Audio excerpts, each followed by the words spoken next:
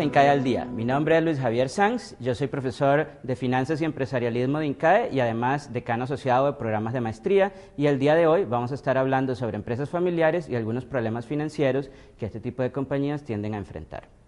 Al momento de hablar de empresas familiares, a mí siempre me gusta comenzar mencionando esta cita de León Tolstoy, que dice: todas las familias felices son parecidas, mientras que cada familia infeliz lo es a su propia manera. Porque muchas veces las empresas familiares tienden a pensar que sus problemas son únicos y exclusivos y solo les pasan a ellos, cuando en la práctica en realidad lo que vemos es cómo estos problemas tienden a ser bastante comunes, y al analizar otras empresas familiares uno puede aprender a diagnosticar los problemas propios y a su vez a resolverlos. El día de hoy vamos a estar hablando del modelo de los tres círculos de Tagliuri y Davis, vamos a estar hablando sobre estructuras de gobernabilidad y sobre la evolución en términos de etapa de propiedad de la empresa familiar. Comenzando con el modelo de los tres círculos, vemos acá cómo en toda empresa familiar uno podría considerar que hay tres tipos de sistemas. Tenemos a la familia, por un lado, muy importante, tenemos el sistema de propiedad, esos son todos los accionistas de la compañía, sean o no miembros de la familia, trabajen o no en la empresa, y tenemos el ámbito o el conjunto de la empresa, donde tenemos a todos aquellos empleados de la compañía que de una u otra manera trabajan para ella. Entonces, este modelo es importante porque nos permite visualizar cómo, dependiendo de en qué lugar del círculo, en qué círculo de estos tres se encuentre uno, o en la intersección de uno o más círculos, su perspectiva con relación a los problemas familiares va a tender a ser muy diferente. Por ejemplo, si uno tiene un empleado que no es miembro de la familia y que por lo tanto se encuentra, digamos, en este punto, por acá, ¿verdad? Ese empleado probablemente lo que quiere es que la empresa progrese o crezca mucho, que se reinviertan utilidades para que él pueda generar una carrera dentro del negocio. Sin embargo,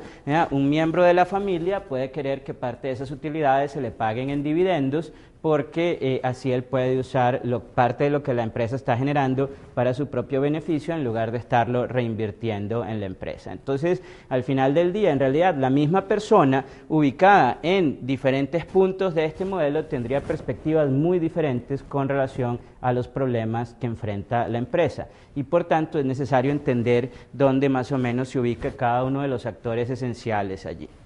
Este modelo también tiene, si quieren, una influencia sobre lo que son las estructuras de gobernabilidad de la empresa familiar.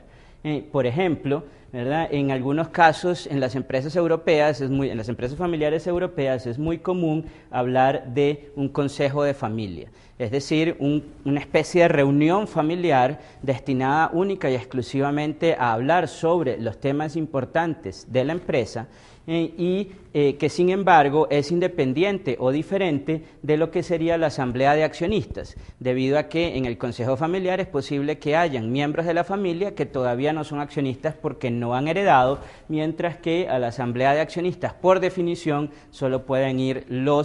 aquellos miembros, sean de la familia o no, que simplemente sean accionistas de la empresa y que tienen por lo tanto derecho a voz y voto en la misma. Asimismo, en la empresa tendemos a tener una junta directiva que no necesariamente es lo mismo,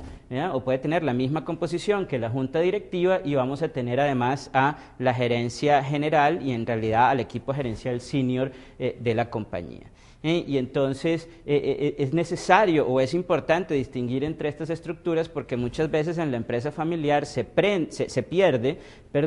las barreras entre cada una de esas diferentes estructuras de gobierno dentro de la compañía, y eso es lo que lleva muchas veces a generar problemas o conflictos dentro de la empresa. Vamos a hacer un breve corte y volveremos con ustedes después de una breve pausa.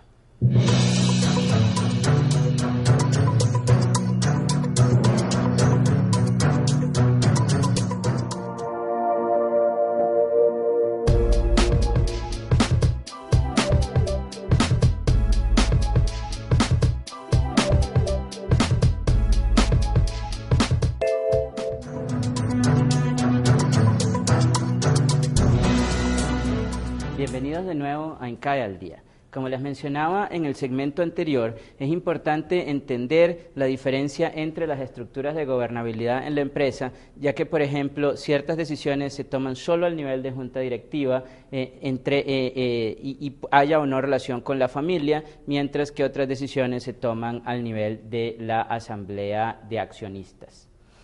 Ahora bien, cuando uno está pensando en términos de la evolución a través del tiempo de una empresa familiar, es interesante verlo desde esta perspectiva de Gershon, Davis, McCollum y Hampton, en términos de quién es el principal controlador de la empresa. Entonces, toda empresa familiar, o la mayoría de las empresas familiares, en realidad comienzan con el espíritu y el drive emprendedor de una persona que muchas veces tiende a ser el propietario controlador, es decir, el cuarto bate, el novio de la madrina, el capitán del equipo, el manager del equipo,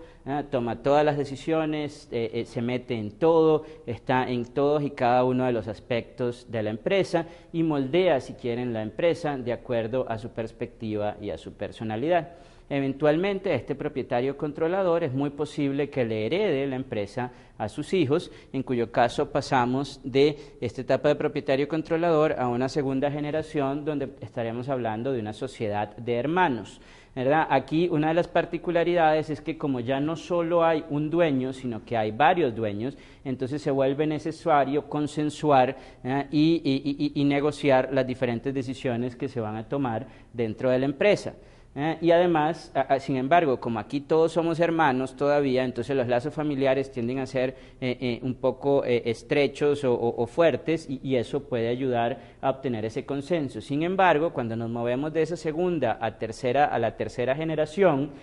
cuando ya no estamos hablando de una sociedad de hermanos, sino de lo que vamos a denominar un consorcio de primos, tenemos todavía más intereses diversos alrededor de la empresa y además de eso tenemos el problema de que los lazos familiares se comienzan a hacer cada vez más difusos, puesto que ahora parte de los que comparten el control de la empresa son primos que no se ven regularmente y que por lo tanto no podemos confiar en esa relación familiar para ayudarnos a generar o a formar ese consenso necesario. Esto lleva muchas veces entonces a que, por ejemplo, desde la perspectiva de la sociedad de hermanos, es posible que uno de los hermanos decida comprar a los demás y convertirse entonces en el propietario controlador, con lo cual nos revertiríamos un poco de esta sociedad de hermanos a un equivalente a lo que era la primera generación. De la misma forma, en términos de la tercera generación, es posible que una rama de primos decida comprar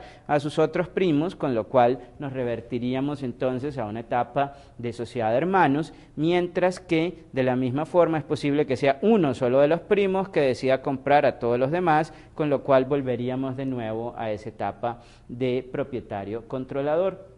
Y entonces es importante a la hora de analizar la empresa familiar determinar en cuál de estas situaciones nos encontramos, porque los problemas familiares o los problemas de la empresa familiar se van a manifestar de diferente forma dependiendo de esta estructura de propiedad y de la etapa en la cual nos encontremos.